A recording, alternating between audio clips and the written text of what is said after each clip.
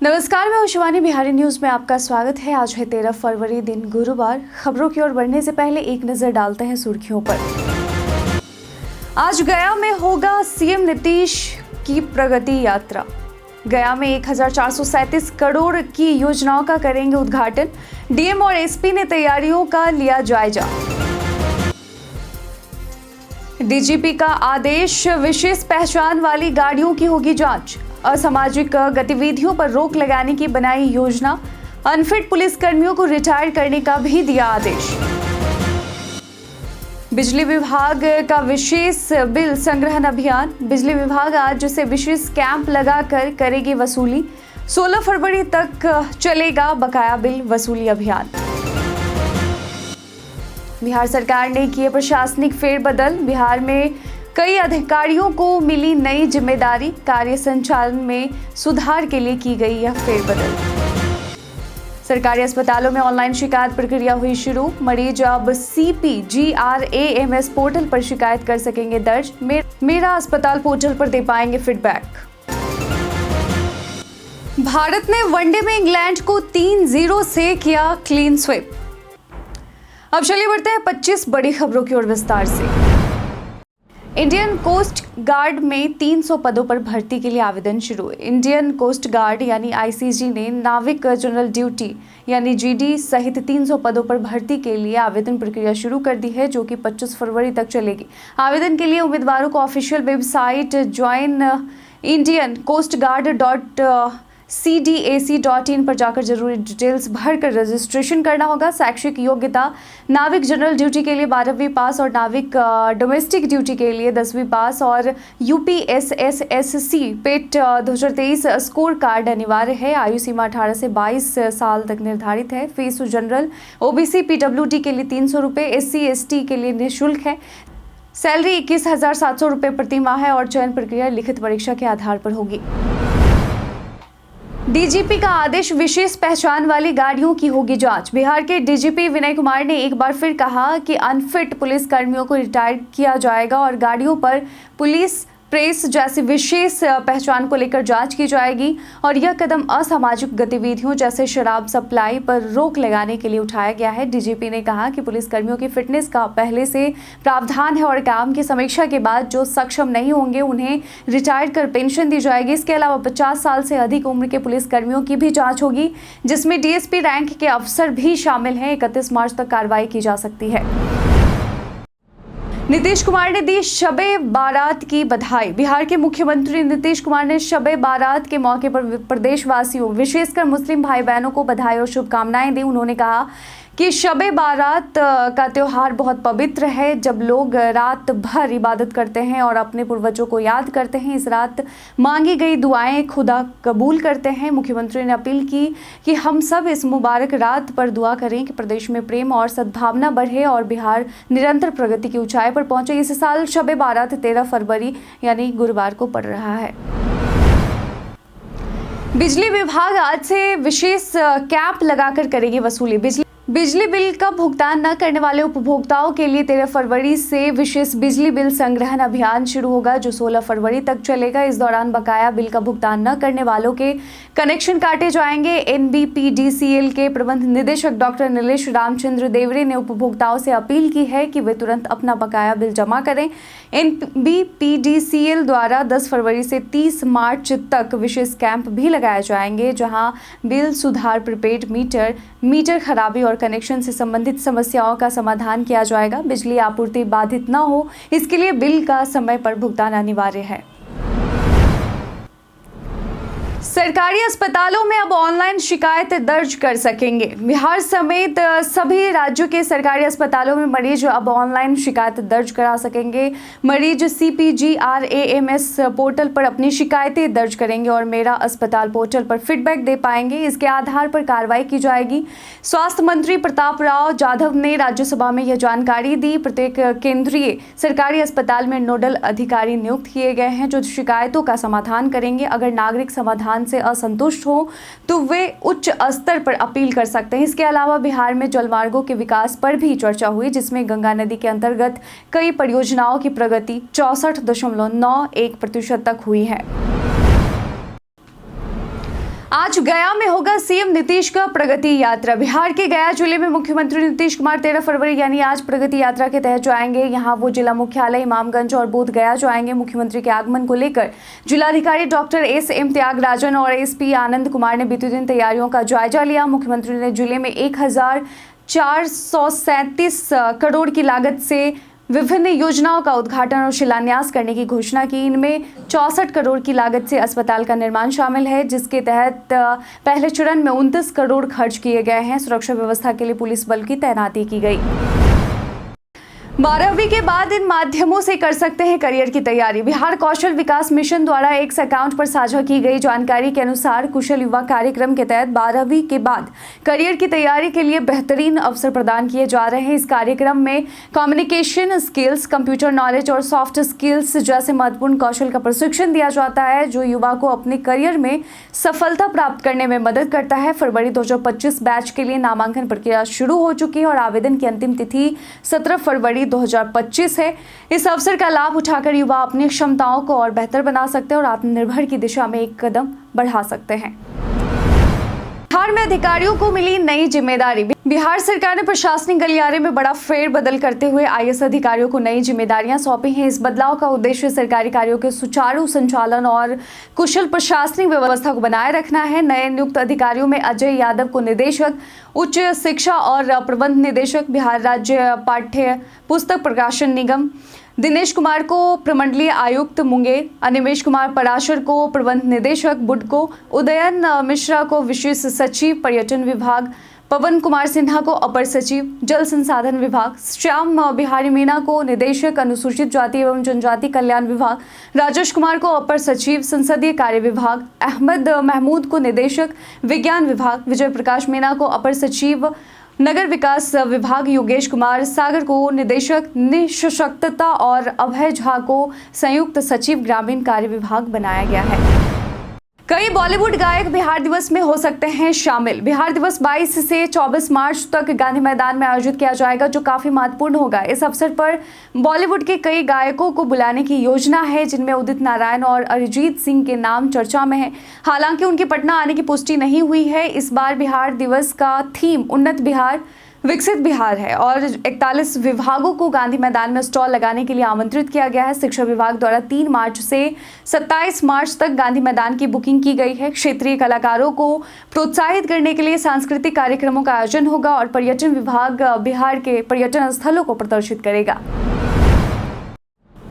सेना की भूमि पर अवैध कब्जे के खिलाफ सरकार ने दिया आदेश। बिहार के 6 जिलों में सेना की 76.25 एकड़ जमीन पर भूमाफियाओं ने अवैध कब्जा कर लिया है, जिसमें पटना और जहानाबाद सबसे प्रभावित है।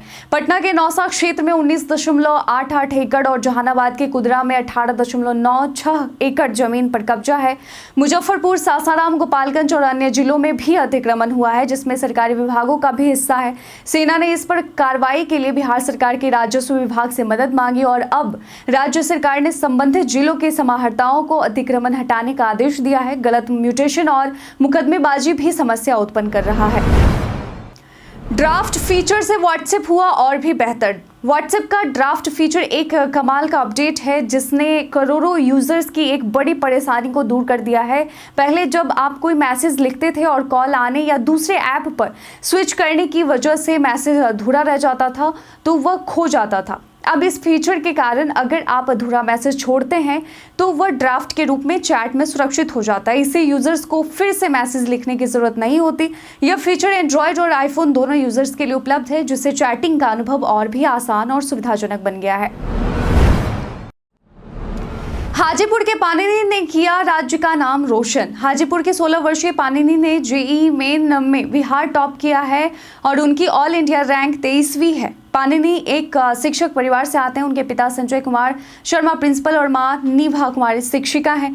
पानिनी ने 99.9942 परसेंटाइल के साथ यह सफलता प्राप्त की। हालांकि वो भारत में टॉप रैंक लाना चाहते थे, लेकिन बिहार टॉपर बनने पर वो संतुष्ट नहीं हैं। ईटीवी भारत द्वारा लिए गए साक्षात्कार में बताया गया कि पानिनी का अध्ययन सुमित सर के मार्गदर्शन में हुआ और उन्होंने फिजिक्स ओलंपियाड में सिल्वर मेडल भी जीता। पानिनी एक शिक्षक परिवार से हैं। उनके पिता संजय कुमार शर्मा लालगंज रोड स्थित हायर सेकेंडरी मीनापुर राय स्कूल में प्रिंसिपल और मां निभा कुमारी उच्च माध्यमिक विद्यालय प्रतापताड़ भगवानपुर में शिक्षिका है। पाणिनि परिवार में इकलौते बेटे हैं। कक्षा 6 से हाजीपुर के निजी स्कूल में सुमित सर के मार्गदर्शन में पाणिनि अध्ययनरत रहा है।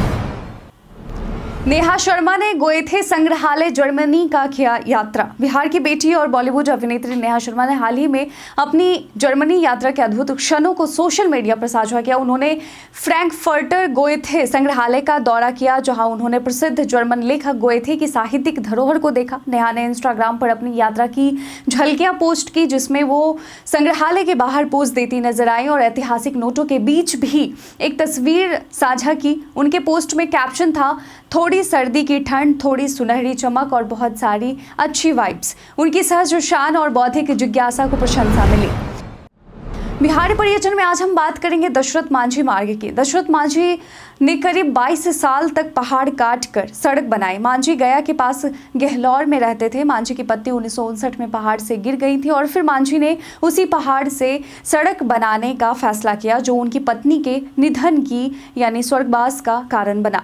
उन्होंने सिर्फ एक हथौड़ा और छेनी का इस्तेमाल करके 110 मीटर लंबे, 9.1 मीटर चौड़े और 7.7 मीटर गहरे पहाड़ को काटकर रास्ता बनाने का फैसला किया। सालों की मेहनत के बाद आखिरकार उन्हें इसमें सफलता मिली, जिससे उनके गांव में काफी सुधार हुआ। यह रोड दशरथ मांझी की प्यार की एक मिसाल है।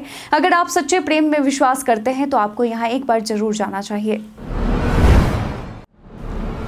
जॉब बर्नआउट को संभालने के लिए अपनाएं ये उपाय। आज के समय में वर्कलोड और हाई प्रेशर को झेल पाना इतना भी आसान नहीं होता है। ऐसे में कई बार व्यक्ति को जॉब बर्नआउट हो सकता है। जॉब बर्नआउट को हैंडल करने के लिए सबसे पहले इसकी पहचान करना जरूरी है, जैसे लगातार थकावट, काम में रुचि की कमी या चिड़चिड़ापन। इसके बाद वर्कलोड को बैलेंस करें और कामों को प्राथमिकता के आधार पर बांटें। छोटे ब्रेक लें, जैसे हर घंटे 5 मिनट का माइक्रो ब्रेक, और जरूरत पड़े तो लंबी छुट्टी भी लें। इसके अलावा काम और पर्सनल लाइफ के बीच सीमाएं तय करें। यह सुनिश्चित करें कि आप काम के घंटे में पूरी तरह से फोकस करें और बाकी समय को निजी जीवन के लिए समर्पित करें। इन तरीकों से जॉब बर्नआउट से बचाव किया जा सकता है। बिहार के मौसम में उतार चढ़ाव जारी। बिहार के मौसम में जल्द ही बदलाव देखने को मिलेगा। वर्तमान में ठंडी हवा और सर्दी का सामना हो रहा है, लेकिन अगले कुछ दिनों में तापमान बढ़ने से गर्मी महसूस हो सकती है। 13 फरवरी यानी आज राज्य के उत्तरी हिस्सों में सर्द पछुआ हवाओं के कारण सुबह और शाम में ठंड बढ़ेगी। अगले 48 घंटों में तापमान 3 से 4 डिग्री सेल्सियस तक गिर सकता है। राजधानी पटना और अन्य जिलों में मौसम शुष्क रहेगा। अधिकतम तापमान 26 से 28 डिग्री सेल्सियस और न्यूनतम तापमान 10 से 12 डिग्री सेल्सियस रहने का अनुमान है। आपदा प्रबंधन विभाग ने बताया सांप काटने के बाद प्राथमिक उपचार। आपदा प्रबंधन ने एक एडवाइजरी जारी किया है, जिसके तहत सांप काटने के बाद के उपायों पर विशेष ध्यान दिया गया है। इसमें बताया गया है कि जब आपको सांप काट ले तो सबसे पहले घाव को साबुन से धोकर साफ करें और दांत के निशान की जांच करें। फिर काटे हुए स्थान को स्थिर करके व्यक्ति को चलने फिरने से रोकें और घाव पर बैंडेज बांधें। घबराहट से बचते हुए सांत्वना दें ताकि हृदय गति सामान्य रहे और जहर का प्रभाव कम हो। यदि सांप जहरीला हो तो उपयुक्त एंटीवेनम सीरम का इंजेक्शन लगवाना चाहिए। सांप के काटने के बाद यह सुनिश्चित करें कि घाव के आसपास का क्षेत्र साफ और सुरक्षित हो और प्राथमिक उपचार प्रशिक्षित व्यक्ति द्वारा ही किया जाए। शराब या नींद की दवा ना लें। झाड़ फूंक की प्रक्रिया से बचें। किसी भी आपातकालीन सहायता के लिए आपदा प्रबंधन विभाग के राज्य आपातकालीन संचालन केंद्र हेल्पलाइन नंबर 06122294 या 205 और टोल फ्री नंबर 1070 पर संपर्क कर सकते हैं। महाकुंभ ट्रेनों पर पथराव करने वाले पर रेलवे की कार्रवाई। महाकुंभ जाने वाली ट्रेनों पर पथराव की घटनाओं के बाद रेलवे ने कड़ी कार्रवाई शुरू की है। 10 फरवरी को स्वतंत्रता सेनानी एक्सप्रेस पर मधुबनी रेलवे स्टेशन पर यात्रियों ने ट्रेन में घुसने के लिए पथराव किया और खिड़कियों के शीशे तोड़ दिए। रेलवे सुरक्षा बल ने हस्तक्षेप करके स्थिति पर काबू पाया। बाद में समस्तीपुर स्टेशन पर यात्रियों की शिकायत पर 2 आरोपियों को गिरफ्तार किया गया। इस घटना में खिड़की का शीशा गिरने से यात्रियों की जान को खतरा था, लेकिन कोई बड़ा हादसा नहीं हुआ। रेलवे अब पथराव करने वालों से नुकसान की भरपाई करने का आदेश दे रही है। नीतीश कुमार ने बताया कि इस बड़े नेता ने उन्हें सीएम बनाया। बिहार के मुख्यमंत्री नीतीश कुमार ने बीते दिन बुधवार को विकास मित्रों के कार्यक्रम में साफ किया कि जदयू और राजद का फिर से गठबंधन नहीं होने जा रहा है। उन्होंने कहा कि वे कहीं नहीं जा रहे हैं और भाजपा के साथ मिलकर बिहार का विकास कर रहे हैं। 2005 से जदयू और भाजपा मिलकर राज्यों में काम कर रहे हैं। सीएम नीतीश ने यह भी खुलासा किया कि अटल बिहारी वाजपेयी ने उन्हें मुख्यमंत्री बनाया था। उन्होंने SC/ST वर्ग के उत्थान के लिए विभिन्न योजनाओं का जिक्र किया और कहा कि समाज के सभी वर्गों के लिए काम किया जा रहा है। संत रविदास जयंती पर मुख्यमंत्री ने उनके आदर्शों को जीवन में उतारने का भी आह्वान किया। तारिक अनवर के बयान पर अखिलेश सिंह का जवाब। बिहार कांग्रेस अध्यक्ष डॉक्टर अखिलेश सिंह ने कहा कि राहुल गांधी ने पहले ही बिहार में गठबंधन को लेकर स्पष्ट फैसला लिया है और अब किसी भी नेता द्वारा गठबंधन या अकेले चुनावी संघर्ष पर सवाल उठाना निरर्थक है। तारिक अनवर के कांग्रेस राजद गठबंधन पर उठाए गए सवालों पर अखिलेश ने कहा कि राहुल गांधी ने 18 जनवरी को स्पष्ट किया था कि बिहार में गठबंधन के साथ चुनाव लड़ा जाएगा। संगठन में बदलाव की प्रक्रिया भी जारी है। अखिलेश ने दावा किया कि बिहार में NDA में टूट हो सकती है और विपक्षी दलों को इसका नुकसान हो सकता है। पीएम मोदी पर हमला करते हुए उन्होंने कहा कि पिछले 11 सालों में बिहार के लिए कुछ नहीं किया गया। भारत ने वनडे में इंग्लैंड को 3-0 से किया क्लीन स्वीप।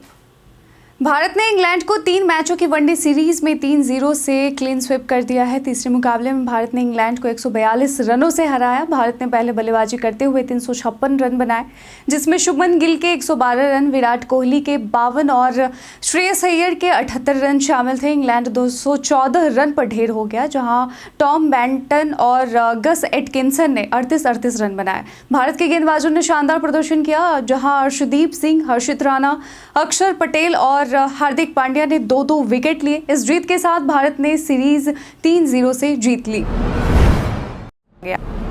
भारत के इतिहास में आज की तारीख कई कारणों से है दर्ज। 13 फरवरी 1931 को नई दिल्ली भारत की राजधानी घोषित हुई। 1984 में पूर्व प्रधानमंत्री इंदिरा गांधी ने नौसेना के मुंबई स्थित मझगांव डॉक का शुभारंभ किया। 2003 में यश चोपड़ा को दादा साहब फाल्के पुरस्कार मिला। 2004 में भारतीय टीम ने कुआलालंपुर में 10वीं एशियाई निशानेबाजी चैंपियनशिप में स्वर्ण पदक जीता। 2009 में रेल मंत्री लालू प्रसाद यादव ने 2009-10 के अंतरिम रेल बजट पेश किया। 13 फरवरी 2024 को दत्ताजी राव गायकवाड़, जो कि भारतीय क्रिकेटर थे, उनका निधन हुआ। 2008 में राजेंद्र नाथ हिंदी सिनेमा के हास्य कलाकार थे, उनका निधन हुआ। 1974 में उस्ताद आमिर खां भारतीय शास्त्रीय संगीत के प्रसिद्ध गायक थे, उनका निधन हुआ। और आज ही के दिन विश्व रेडियो दिवस उत्पादकता सप्ताह के तौर पर भी मनाया जाता है। साइबर ठगी रोकने के लिए करीब 27 लाख सिम किए गए बंद। बिहार में साइबर अपराध पर नकेल कसने के लिए दूरसंचार विभाग ने बड़ा कदम उठाया है। बीती रात से 27,55,000 सिम कार्ड बंद कर दिए गए हैं। ये वो सिम कार्ड हैं जो एक ही आईडी पर 9 या उससे अधिक जारी किए गए थे। साइबर अपराधी इनका इस्तेमाल ठगी के लिए कर रहे थे। राज्य में 5,000 से अधिक लोग हैं जिनके पास हजारों सिम कार्ड हैं। अब सरकार ने एक व्यक्ति के पास 9 से अधिक सिम कार्ड रखने की सीमा तय की है और इस अभियान में 3 लाख सरकारी और 24 लाख निजी टेलीकॉम कंपनियों के सिम शामिल हैं, जिन्हें बंद किया जाएगा। आज जानेंगे EPF, PPF और NPS में क्या होता है अंतर। आज जानेंगे EPF, PPF और NPS में क्या होता है अंतर।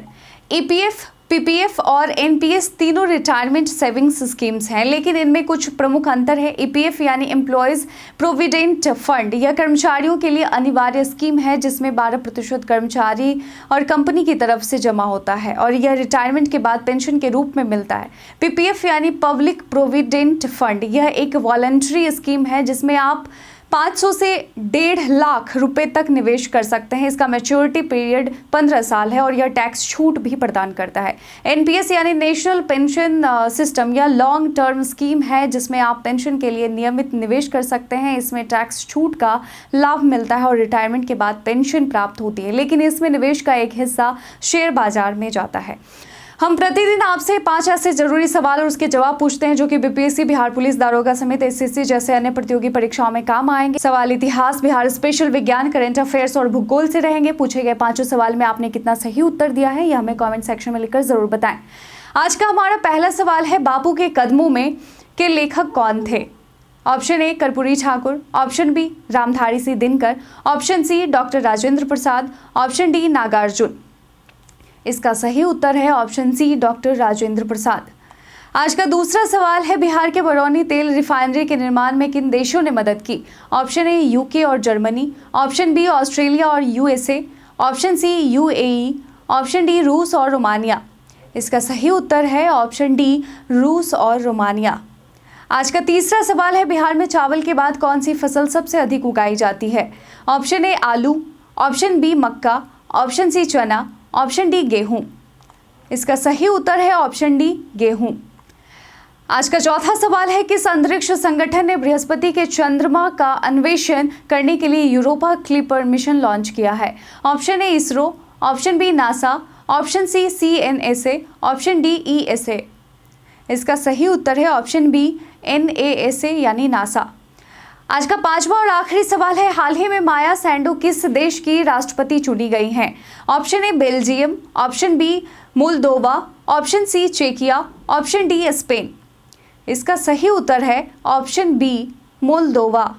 बीते दिन हमारे द्वारा पूछे गए सवाल का आप लोगों में से बहुत लोगों ने अपना जवाब में कमेंट सेक्शन में लिख कर दिया था। जिन्होंने पूछे गए सवाल का जवाब दिया उनके नाम हैं चंदन दास, रणवीर कुमार, राकेश मिश्रा, राकेश कुमार, अरविंद कुमार, मुकेश कुमार दास, राजन प्रकाश, योगेंद्र यादव, सोनी, हरेंद्र सिंह, विभा कुमारी, अनंत कुमार, राजू कुमार और रंजीत सिंह। इसके साथ ही बढ़ते हैं आज के सवाल की ओर। आज का सवाल है, आपके अनुसार बिहार में वर्तमान समय में कौन सा युवा नेता सबसे लोकप्रिय है? अपना जवाब में कमेंट सेक्शन में लिखकर जरूर बताएं। आज के बुलेटिन में बस इतना ही। बिहार की तमाम खबरों के साथ अपडेट रहने के लिए देखते रहें बिहारी न्यूज़। और साथ ही अगर आप यूट्यूब चैनल पर देख रहे हैं तो चैनल को सब्सक्राइब कर लें, और अगर आप फेसबुक पेज पर देख रहे हैं तो लाइक और फॉलो करना ना भूलें। धन्यवाद।